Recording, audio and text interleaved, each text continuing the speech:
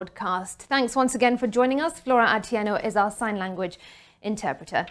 To our top story, President William Ruto now says he will appoint a judicial commission of inquiry to probe the Shakahola mass deaths. The head of state asserts that the move will help deter religious doctrine from causing harm and ensure that stern action is meted on criminals who hide behind religion. And as Kevin Mutai reports, one more person has been rescued in Shakahola as hundreds of distraught families throng Malindi Sub-County Hospital in search of their loved ones.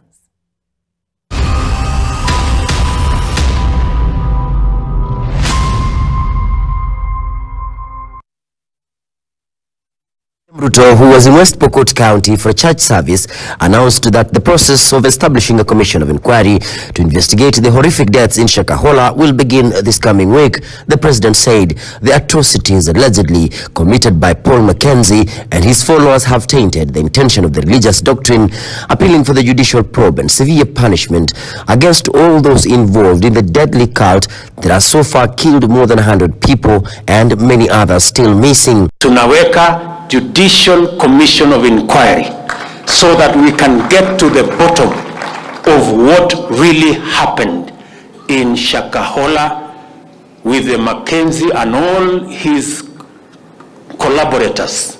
The president also says a religious task force will be instituted to come up with recommendations on how to regulate religious organizations and weed out the elements abusing the altar to commit crimes against humanity. We want to provide a framework agreed with our religious leaders, a framework that will provide for self-regulation so that church, so that religion, so that our spiritual leaders can have a mechanism where they can point out to government those who want to abuse religion for other purposes. In the meantime, the search and rescue operation in Shakahola is yielding hope for families looking for their loved ones. Margaret Charon received a phone call on Sunday informing her that her 25-year-old son was rescued alive from the forest.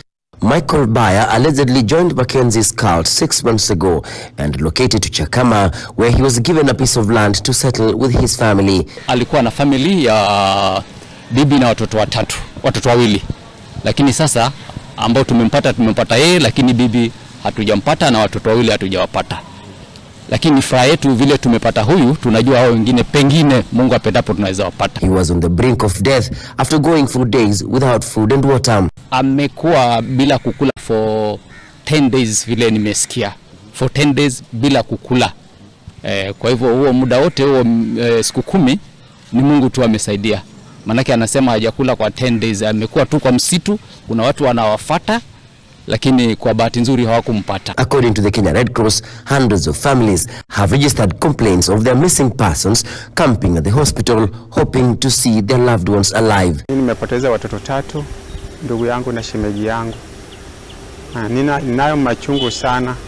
Ndipo naona nimekuja nione kama DNA, hata ningepataka tu ya kuwa kama hiyo DNA inafanywa tu nifanywe niende nitulie pale. 110 deaths have been reported and a total of 45 people rescued. 23 suspects are also in custody as the hunt for Mackenzie's associates continue. Kevin Mutai, NTV, in the county of Kilifi. Heartbreaking stories, and it doesn't stop there. A family in